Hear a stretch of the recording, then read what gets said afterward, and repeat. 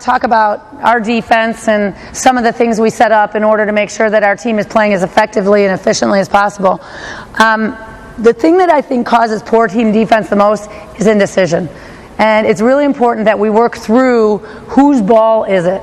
And now, we don't have an answer. I always want two people on a ball. You're not going to have a perfect answer for every ball.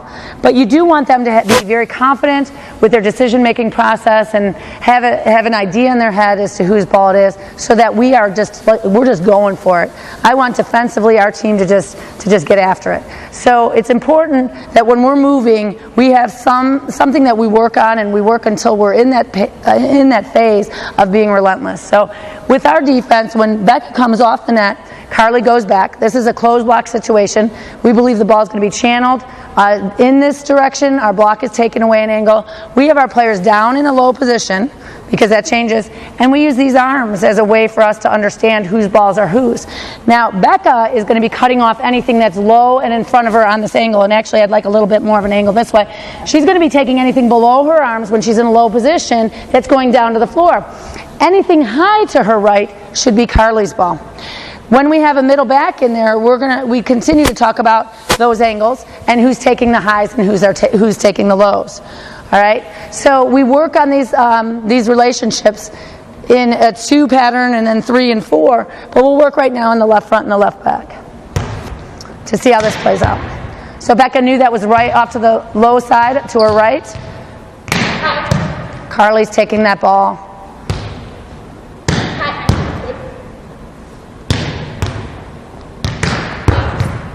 Okay, and we're looking for Becca to angle aggressively to the floor and grab it before it gets down. Get her center line through the ball, hips under the ball, and turning it in. And this is a close move. This ball that's hit is close to the target. We want to see Becca down and turning it in. Okay, I'll hold there for a second. As Becca's moving, we all have this, where our players dig back to their coach. We want to make sure that we're redirecting the ball here to Russ. So as Becca's low, it's very important that she's moving in here and she's driving the center line to Russ, and she's even moving through the ball to keep it in the center line. We want to contact the ball with our hips below the ball, below our hands that are contacting. This is a very quick ball. Most of the times it is in an off-speed nature when it's this close to the net.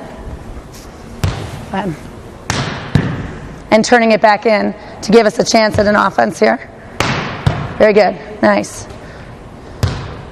Nice adjustment. Okay, now push through that move all the way. Be totally aggressive on it. Push through it.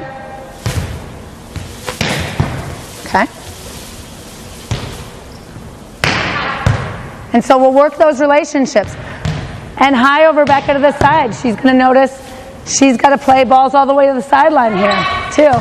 And we realize that Becca isn't going to flail after that ball. She knows that Carly's behind her, and we develop a trust within our defense. The trust has got to be there in order for us to be effective. Now, Becca can use her hands on that ball. Yes? Okay. And so that high ball, we're going to decide, is she cutting that off for Carly, or will Carly be getting that? All right.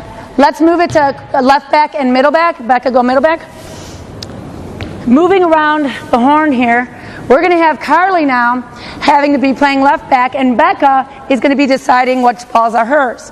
Now, we use this again where Carly's going to be cutting in front for anything in the center, and Becca's going to be going behind. Typically in this case, our block is taking a lot of the line. We know that Becca's maybe overplaying this a bit, but she'll be playing in here, and she's going to be taking anything that's high over Carly. Okay? So anything that's high over that, well, that's, yep. Carly can step in with her hands there, and/or getting that ball, and Carly's got to trust that Becca's going to get there. On the other hand, if there's a ball coming into the center here, that's not Becca's responsibility. And you'll see middle's trying to break and left's trying to break, and they go at the ball, afraid to knock into each other, so they really hesitate. And we don't want that to happen. Carly's going to be relentless to the center of the court. Becca's going to drive up behind. And Carly, really turn that shoulder as you come in there. We want the ball brought to the center of the court. Get low and turn in.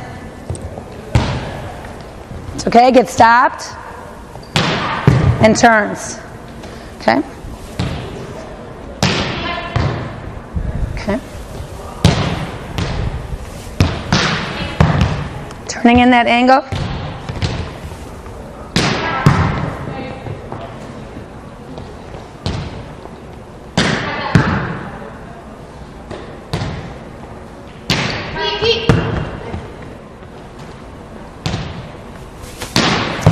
And we're trying to stay as much on balance as possible. I want to make sure we're keeping our shoulders square to the net. Car, you're opening in just a little bit too much to the windows. I want to make sure if I am making a crossover move that my shoulders are still in towards the target so that I'm landing here. I want my shoulders to face to the net, not open up.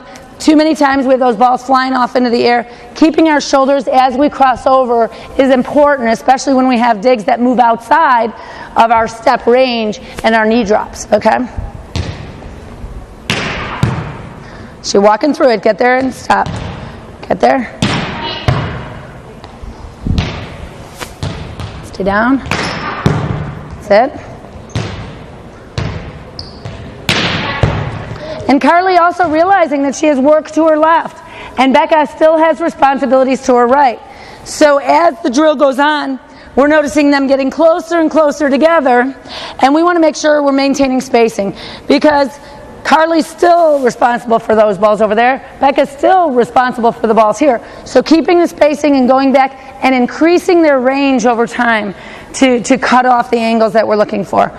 Generally, we're saying, hey, if Carly can get in here, and this is the thing about hands. I know forearms are what we all want to see our players use as much as possible. However, if I can step into this ball and it's a flat liner to this back corner, I'm taking away what maybe Becca can't get. So I want to also be responsible with my hands to take the flat liners where Becca's going to have to take anything that's over and off the blocker's hands. Good. And so that was a little bit off to her right, so I wouldn't encourage that because that was high to her right. And Cara, you've got to stay on the sideline to start. Okay? Keep your shoulders square. Nice dig. Way to come on back over your head.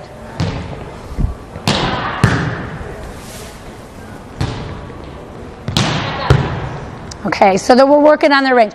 Now we're going to go for the right back and the middle back. So now we're working on this right back. And again, this is the ball when you're given a little line and it's getting whizzed right by you. You've got to be able to react quickly.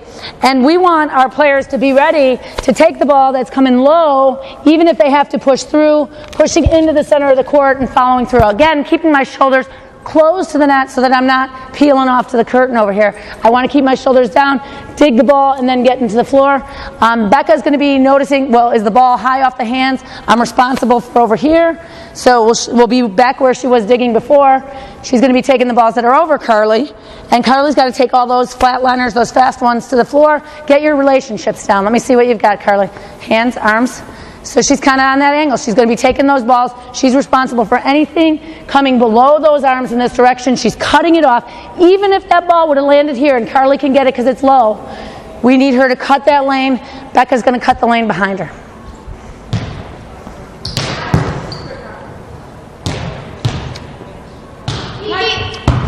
That's it. Turn that in. Hands. That's it. Good.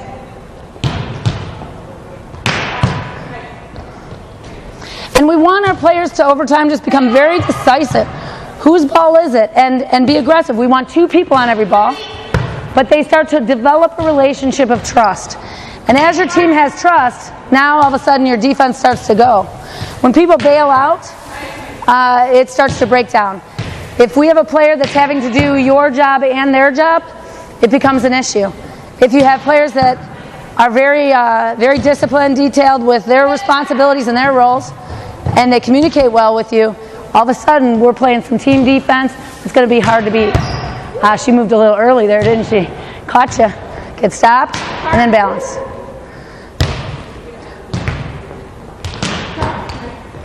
That's it.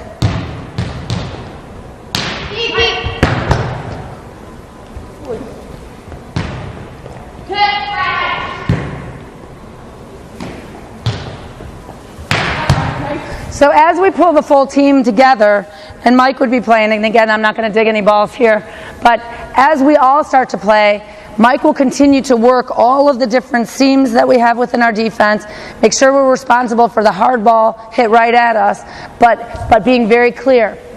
We do this with passing as well, the same kind of theory, the same kind of concept with lanes. Let's kind of come up. But we also work for a ball that, say, Mike is passing or serving. We're going to be a little bit on an angle, and Carly's taking a little bit in front for that short ball. Becca's more responsible for what's deep, and this other passer then, if Mike is in that corner, would be responsible behind. And that will shift as the servers shift.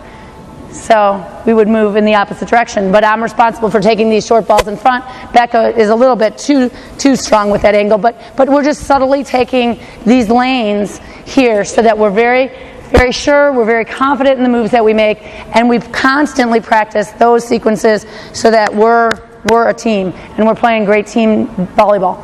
So how many times do we do this a week? A ton. So, all right, thank you very much.